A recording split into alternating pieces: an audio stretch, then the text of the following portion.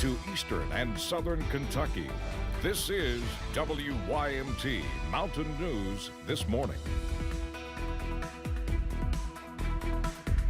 Good morning to you. It is Monday, the beginning of the work week. I'm Dakota Makris. Good morning.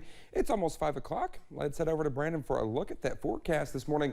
And Brandon, we are starting off this Monday with some fog outside. Exactly. And we're entering a first alert weather day here in just a few seconds at 5 o'clock. But I can tell you, it's not for today. The fog is our big issue this morning. We have some scattered chances for some storms today. But some of those storms later tonight could pack a punch. Live pinpoint Doppler radar right now. You see a little bit of that fog trying to show up there around the region. It's just a little bit of ground clutter there. It's moisture in the air. But we take it out to the west just a little bit, and you can already see a line of showers and storms moving through parts of south central Kentucky, out of parts of Owensboro there, basically between I-165, rather between Owensboro and Bowling Green. So again, watch out for those this morning. Nothing severe out there, but that's just a precursor of what's coming our way a little bit later today and tonight. Now the fog is thick here in Hazard, other areas as well. Anything below 5 miles on this map is really dense fog, and you can see that outside the WYMT studios here in Hazard.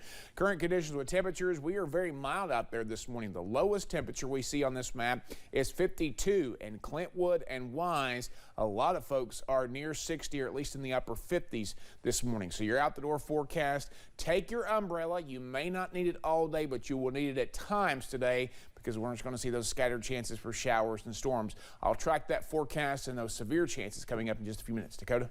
All right, Brandon, thank you. During the last several years, Disabled American Veterans Chapter 15 in Magoffin County worked to honor the numerous veterans and fallen soldiers who left the county to fight for our country. And yesterday, the organization worked alongside the Magoffin County Fiscal Court to dedicate a road to a World War II soldier who paid the ultimate sacrifice many years ago. Alyssa Williams has that story. Memorializing those who have laid down their lives for our country is just one goal of the Disabled American Veterans Chapter 15 in Magoffin County. What we're doing today is continuing to honor our veterans who have meet one of three categories. They've either been killed in action, they were a prisoner of war, or they were highly decorated. And what we found through our research as the Fiscal Court and as a Veterans Committee that I appointed in 2019, we found that we have our local heroes who have been parts of major battles of nearly every war. Magoffin County native and World War II soldier Private First Class Burl Montgomery is part of that long lineage. And on Saturday, Montgomery was honored through a road dedication.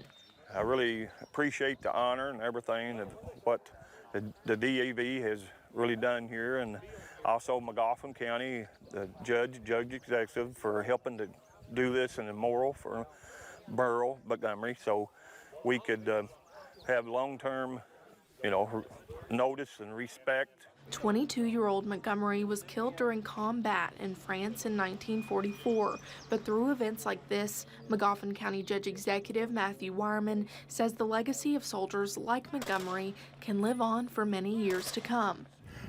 This will be here long past any of us, and that's what we want. We want people who travel up and down this road to look and see that sign and maybe pique their interest and go do some research and find out, hey, who was this and what did they do? Helping to honor those who paid the ultimate sacrifice.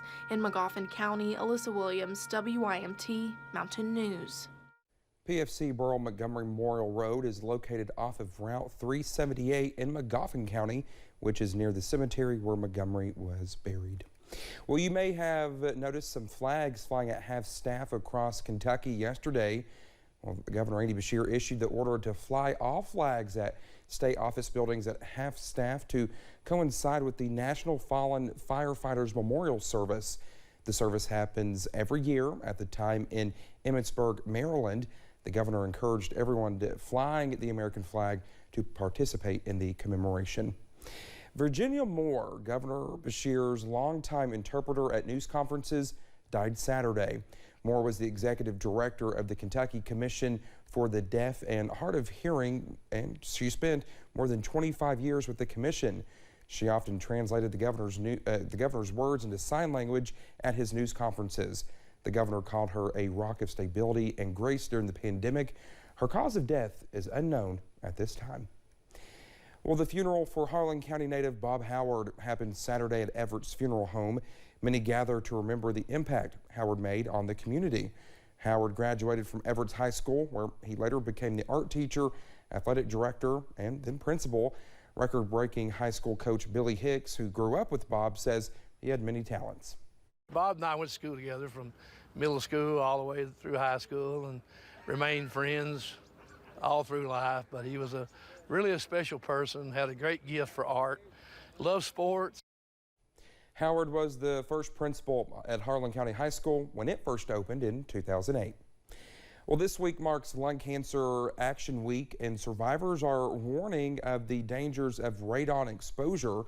The invisible gas is a leading cause of lung cancer, only second to smoking.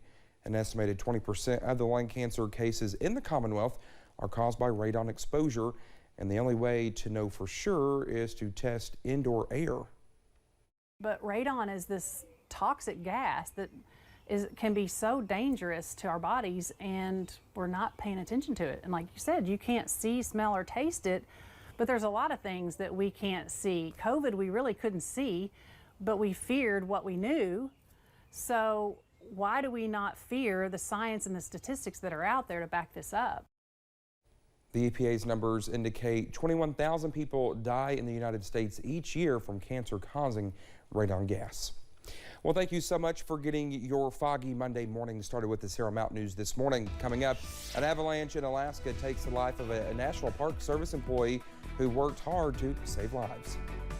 And we're at the beginning of a first alert weather day as chances for strong to severe thunderstorms are possible later tonight. I'll track them out for you in about 3 minutes.